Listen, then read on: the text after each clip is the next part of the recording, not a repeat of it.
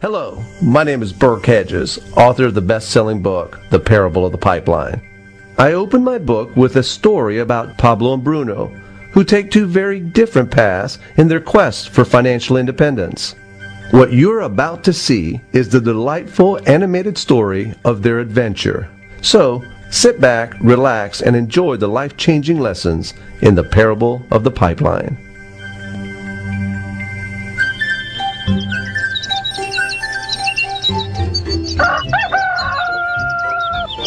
Far away, in a small village, near a beautiful valley, lived two friends, Pablo and Bruno. They were both young and dreamed of a better life for themselves. They'd often discuss their dreams about how they would become the most successful men in the village. They weren't afraid of hard work, and they searched for opportunities to help realize their goals and achieve their dreams. One day, an opportunity presented itself.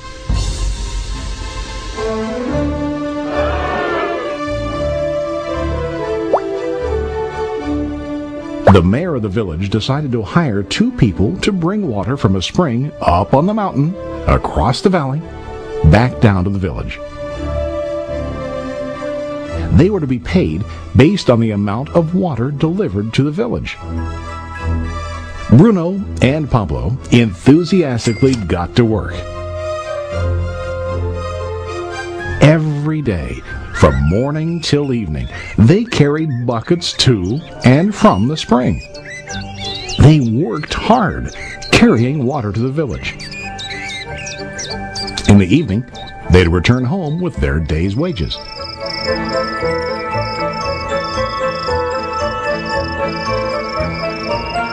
Bruno was satisfied with his work and the money he earned.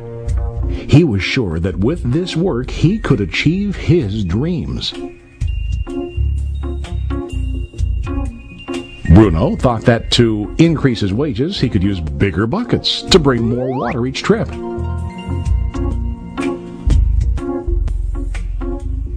He believed with a larger income he would soon be able to buy a cow and the house that he dreamed about.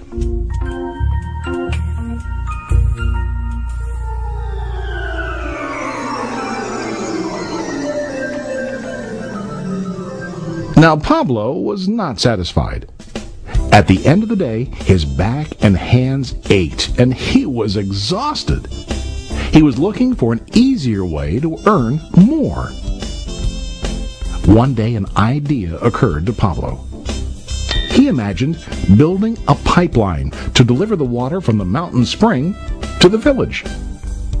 With this pipeline, he could get more water to the village without carrying buckets back and forth from the spring to the village. Soon, he got very excited about his idea and began to plan. Pablo, of course, shared his idea with his friend Bruno and asked him to join with him to work on and help build the pipeline. Bruno thought the idea was crazy. All Bruno could think about was what his money could buy today and how to get it quicker. He felt that building a pipeline would slow him down and delay him in achieving his goals. Instead, Bruno got bigger buckets and went more often back and forth, fetching water. He was sure that with this method, he could make more money. Pablo decided to build the pipeline on his own.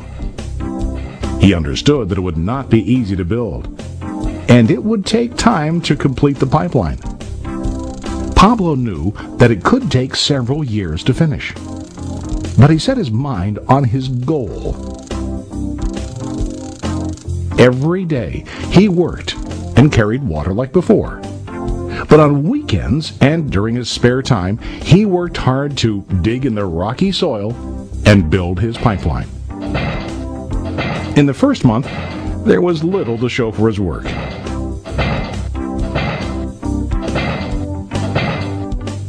Bruno and the villagers laughed and teased him. They called him Pablo the Pipeline Man. During this time, Bruno's income doubled. He already bought a cow and a bigger house. His lifestyle changed. He now spent time after work in the bar, enjoying his hard-earned wages from delivering water.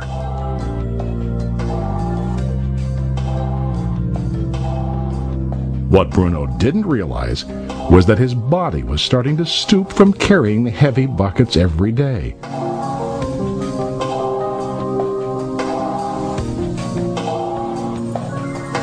His face looked worn and his body tired.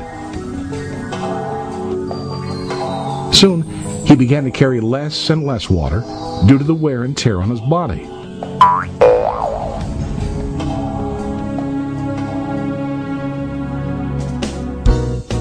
Month after month, Pablo worked.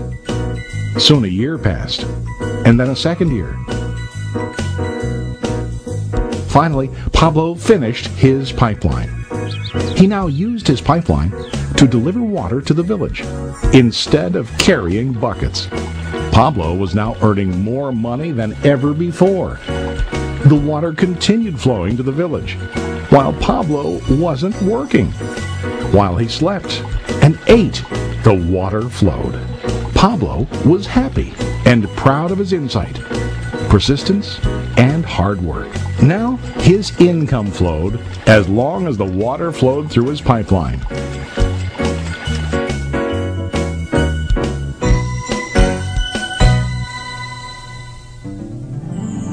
The story of Bruno and Pablo is a reflection of life. Their jobs symbolize what most people do to earn money. Bruno gets his money using buckets. He goes back and forth, carrying his buckets from the spring to the village in exchange for money. To increase his income, he either has to go more frequently to the spring or to use larger buckets. It's common in real life to increase our income by working harder. For example, working overtime or getting a second job. We also increase the size of our buckets by accepting a higher paying position, which often includes spending more time on the job. Most of us exchange time for money like Bruno. We know that every person has only 24 hours in the day and that it's not possible to use all our time to work. The most difficult time comes when we can no longer exchange time for money due to age, health, or other reasons. Then, our income stops. Now let's review what Pablo did. Very wisely, Pablo did not exchange all of his time for a limited income, but he used some of his time to build a pipeline. He knew that the pipeline would bring ongoing income as long as the water flowed. An ongoing income that multiplied the time he worked each day. Pablo knew that someday, maybe because of age or health, he would no longer be able to exchange his available time for money. Pablo knew that if he could make his idea of a pipeline work, then he only has to do the hard work of building the pipeline. After the pipeline was completed, Pablo was able to monitor and maintain the flow of water to ensure that his income will continue. Pablo has shown us that to earn an income, we don't always have to directly exchange time for money. There really are better ways. How about you? Are you still like Bruno, who directly exchanges time for money? Or do you want to be like Pablo, building and maintaining a pipeline for ongoing income? If you are interested in the idea of building your own pipeline,